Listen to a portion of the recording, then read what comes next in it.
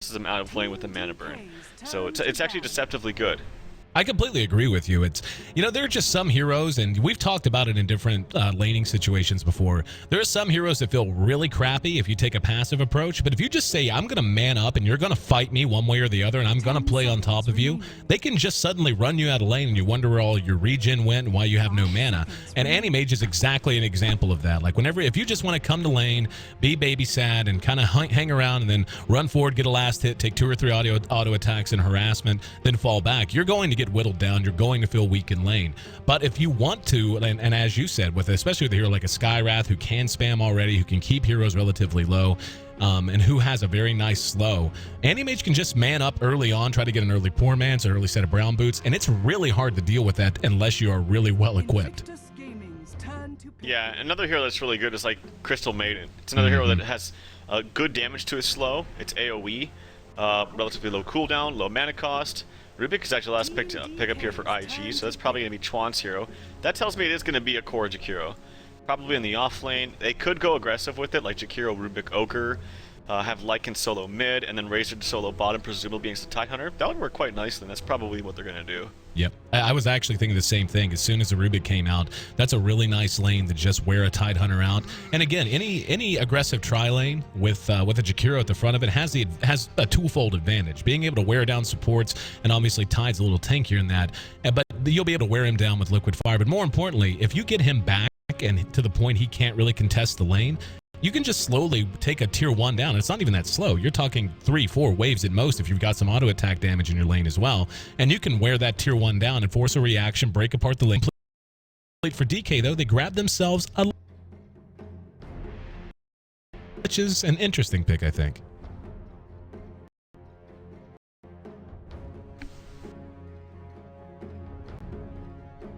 Yeah, I like it a lot, actually, and I hope that DK does this. I think if they did, like, Lich Anti-Mage offlane, Skywrath Tidehunter top, and just did some dual lanes with Invoker mid, it would be really, really effective, because even if they did a dual lane, or if they did a tri-lane bottom to combat that, if DK rushes bottom to place a ward, maybe 2 to make sure that they block the pole camps, and Lich is down there, they will always have proper creep equilibrium.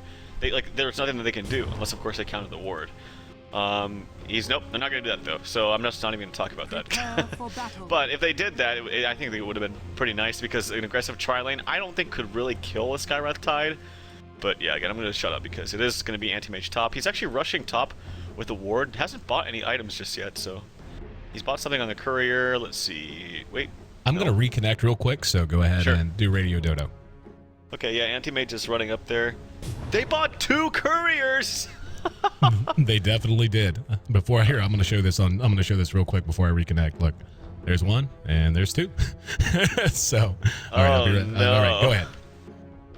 We'll just call it tactical Doto. So Anti-Mage can use his own courier. Yeah, that's what it is, right? Of course. Bottom lane, they're putting possible aggression onto June, who went boots first onto the Razor bottom. A sentry actually in the lane, but it's not going to find a lane ward. Starting off is Chizbug with boots of his own on the Ogre. He's sitting all the way up top, hiding in the trees next to the secret shop. Luo, I think everyone has boots. 3 heroes on IG actually have boots. So yeah, and Luo's top. He's camping the rune. June is bottom, camping the bottom rune. IG's gonna get both runes, and TK's not gonna get any. Kind of unfortunate there. They did get a counter ward down. Chuan did to... Actually, it's in range to get the pull ward, but they won't see it just now. They're gonna have to actually eat that tree, and he'll spot it out soon after he realizes... Alright, he's actually gonna check right now. Yep, he found it. So nice job by Chuan. Only problem is, if they do kind of fight him bottom, he actually has no stat items whatsoever and only 2 tangos. That is it. Alrighty, I am back. And looks like I missed a lot of sentry placement. Yeah. Yep, and the creeps do spawn, so looks like they found whatever ward they were looking for. And down at bottom, I'm sure you've already covered this, Chuan and June going to be on the Razor, and mid it's going to be Ferrari on our Lycan. Up at top, it will be another duel lane with Chizbug and our Jakiro up against XBG, who's going to be on the Skywrath Mage. Going to be CTY farming the Invoker up in the dual lane. Black Z even, who has, we've seen him play Tide before, is going to be going toe-to-toe with the Lycan. That's a good anticipation of that lane, putting himself in a real nice position, and he will be able to rotate out if they want to catch someone up. Then, Dreamy U on the Anti-Mage, and Cold Snap on the appropriately selected for his name, Lich. Yeah, they actually did do lanes similar to what I thought would be effective. They did Lich Anti-Mage bottom. They put Tide mid, actually, and this makes a little bit more sense, I guess. Just because I've talked so much about how good Tide is against specifically Lycan. The Wolves just get destroyed because of the physical damage from Anchor Smash, so... In that sense, the lanes are, I guess, a little bit better. The only thing I worry is that Invoker's not the strongest in a dual lane situation. Actually, they're putting a lot of pressure onto XPG. There's a stun up from the Ogre in 2 seconds. I think he's going to fall, actually. Yep, they're going to give it a shot. There's going to be the dual breath. CTY comes over. What the hell is he going to do? There it is, first blood. And what were we saying about tanky supports who don't really care to take damage? Like, these two just rushed through creeps. They rushed through, took auto attack damage, put themselves in tower range, and it didn't matter. They're just so damn survivable, so tanky, and so good together that they draw an easy first blood without much effort. Yeah, I wonder why he was running so far away from Invoker. Like, maybe I didn't see the beginning of it, so I don't know for In the beginning, he was standing here doing his thing with the kid with the creep camp, and Ogre came here, fire blasted him right about there, and he just took off running this way. They chased him all the way through, then up and around, and he came back to the tower, and that's where you caught on. Yeah, I wonder why he didn't just go that way. I don't know, but like if he already took the nukes and just going this way seems kind of weird to me. Anyway, unfortunately he dies, and that's a good pickup gold for just bug action onto CTY. A lot of damage. He can go Ghost Walk if he wants to, and He's will. Gonna have to. I don't think there's any want to it. He was dead if he didn't.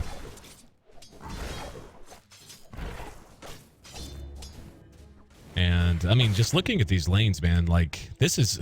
Jakiro's such a good hero. Like, I just love him. Like, he can do anything you need him to. And in this case, he is just dominating these two. I mean, the regen built into the Quas Wex build of CTY will help out some, but you can see Skywrath has to play so passively.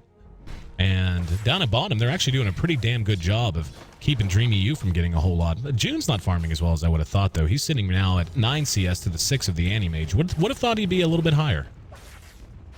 Yeah, he went boots first, so his damage isn't very high, but it's good that they're shutting down Anti-Mage. The thing I am scared, though, for DK is that it's like, yeah, the laning phase might be kind of a wash. They might be doing not too bad in their lanes, but once IG gets core items and they start grouping up, who defends?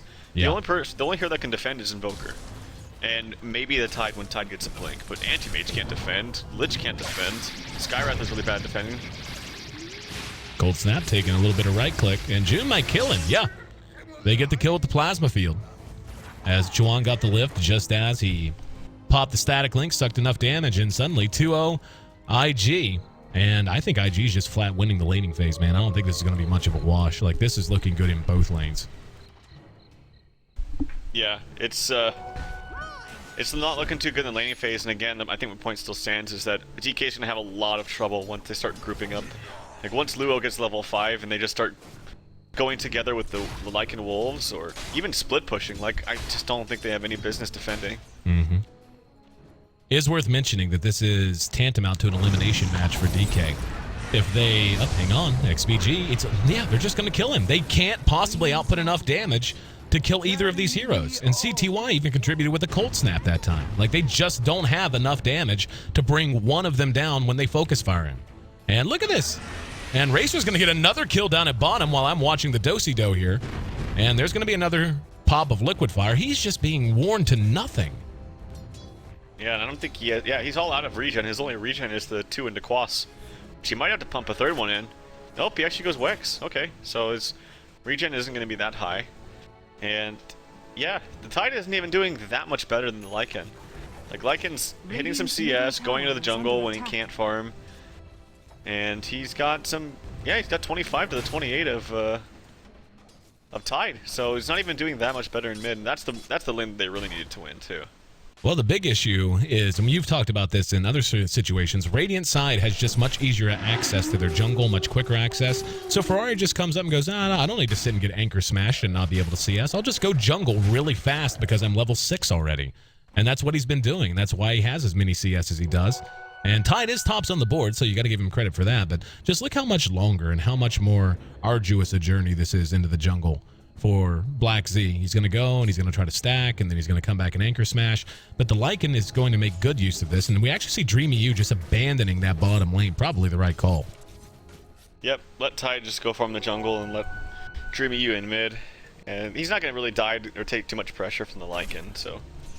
Although I say that, but Lycan's level 7 now, and his wolves actually do a lot of damage, so... Maybe he can force him out of lane, but for now, Lycan's just bouncing back and forth between mid and that small camp like we've seen. And yeah, he's going to have a lot of CS in the early Vlads. He went for a bottle first. Something else in the courier, it's Capacity, so yep, going to go for Vlads. I like what they're doing up here with... Oh, is he going to leave? I was just about to say I like what they're doing with the Tide, because it looked like they were going to come up here, wait a bit, try to get the lane sucked back, and then they were going to try to turn this lane around with a Ravage and maybe be able to pick off one, if not two. But nope, he's just going right on back to the jungle. And he's got his arc boots up, and he's got a, he's about a quarter way, not quite there, about a fifth of the way towards his blink. So his progress is solid. Dreamy U's got a lot of ground to make up, though, as does CTY, as a matter of fact.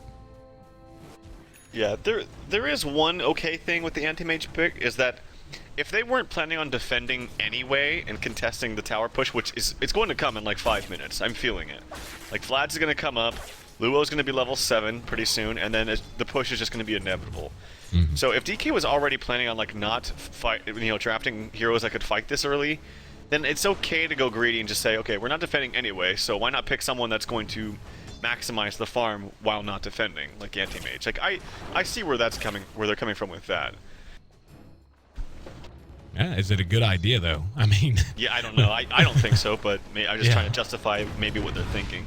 It's basically, here might be a nice attempt. Yeah, they should get him. Nope, never mind. Chizbug's there with the Fire Blast. The EMP barely catches the Jakiro. He will be caught the Tornado. Chuan's going to be there. He's going to survive with 52 HP. And Skyras already dropped. CTY doesn't have Ghost Walk. And, yeah, hasn't invoked it yet. He's dead. 6-0, just like that. And this, I like this IG team compared to what we've been seeing out of them. We have been seeing some lackluster performances. This time, though, just outclassing their opponent. Dreamy U does get the snipe in the backfield on Luo. So a nice little pick off from him, but he's suffering with 24 CS, which is actually the same as their safe lane invoker. I've been seeing a lot of safe lane Quas Wex invokers, not just in this series, but other ones too. EG's done it. It was actually really effective that game, but for a number of other reasons. But yeah, it's not going too good here at all for TK. I'm beginning to get some connection issues again, so I may have to reconnect. Well, wait. Yeah, I'm on a slide. Showcast it. Alright, the Ravage comes, but it actually doesn't get the kill on the Ogre in the meantime. Luo is bottom. Gets a kill with the assistance of June on to the Lich and the tower kill. In the meantime, Vlad's is coming out. 4-4 430. This is just a stomp. Like, very early on. 7-1 hero kill lead. The only spell that they had to really take a team fight was the Ravage. It was used, not even getting a kill, and he actually almost died after that too. So, not too good. Are you still disconnecting the game and then coming back? Okay, just so I know, yeah. But CTY is going to try to rush on Orchids, but it's going to be very, very delayed. Like, I've seen this safe lane invoker go Quas Wex before, and I think a normal timing, what you want to have to justify going Quas Wex, is like 10 minutes, 11 minutes, just straight phase Orchids, that's it. And it's very, very delayed now, because he's only sitting at 34 CS at 10 minutes, which is not where you want to be. You want to be around like 75 or 70.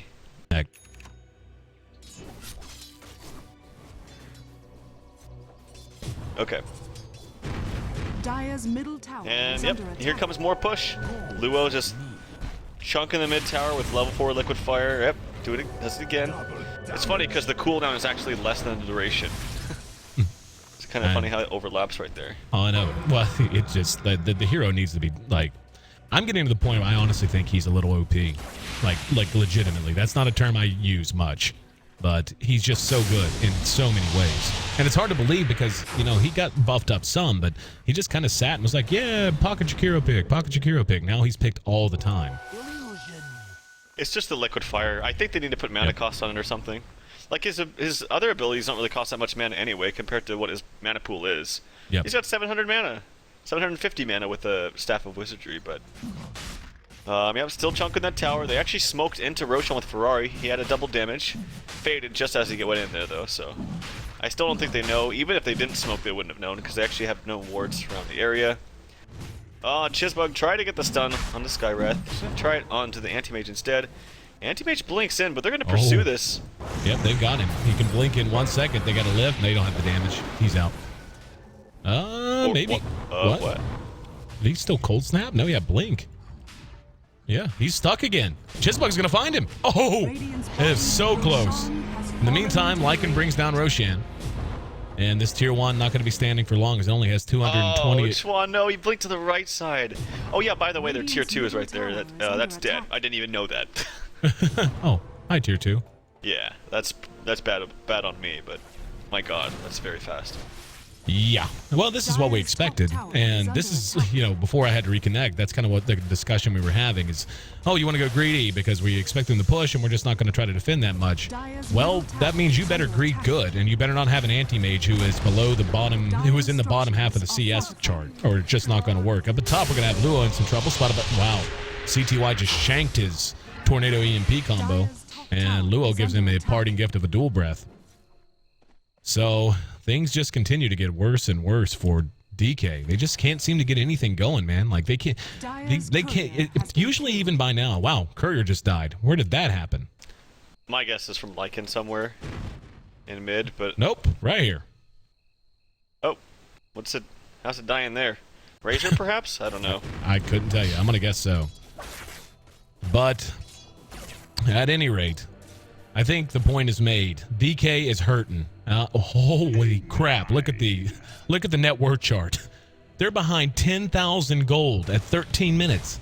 This is like TI4 stuff. This is like back when you could push towers and make everyone on your team rich if you just pushed a bunch of towers early. They're that far ahead, but the problem is it's almost all from efficiency. Towers help, but the efficiency and just how much they've shut DK down is really the big contributing factor.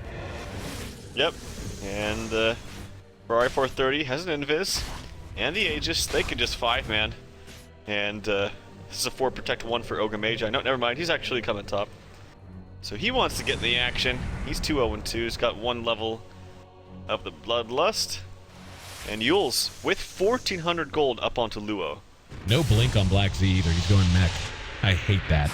That you already have so little defense, and now the one hero you could rely on to maybe be a little scary near a tower has no capability to do so. And yeah, like they all stood around, they're like, well, we can't fight. No blink. And then they run away.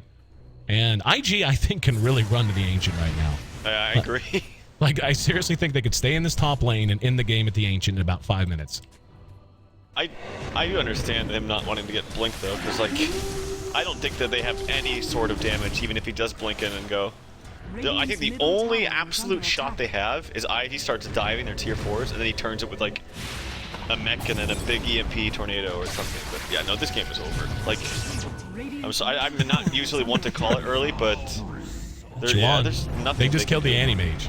Like, the one hero that maybe you could get something going with just died again. Like, where are we standing? Like, that's only Anti-Mage's first step. They didn't get him the first time, so.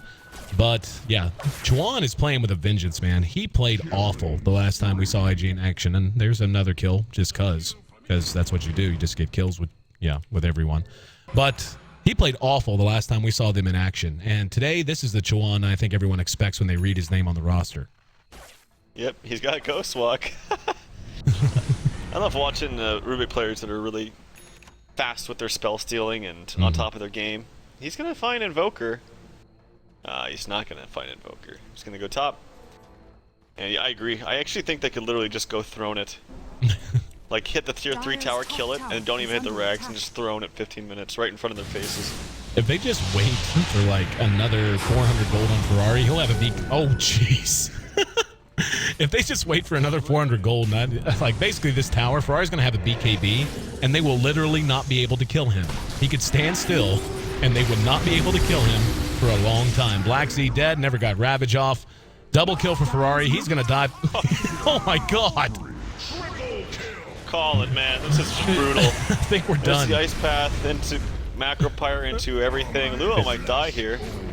He will die. And GG.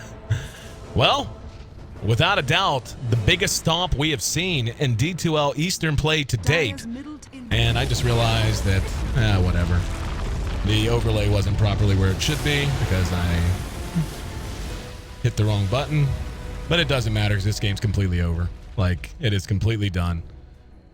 And, yeah, that wasn't even close. 15 minutes. 15 minutes and 52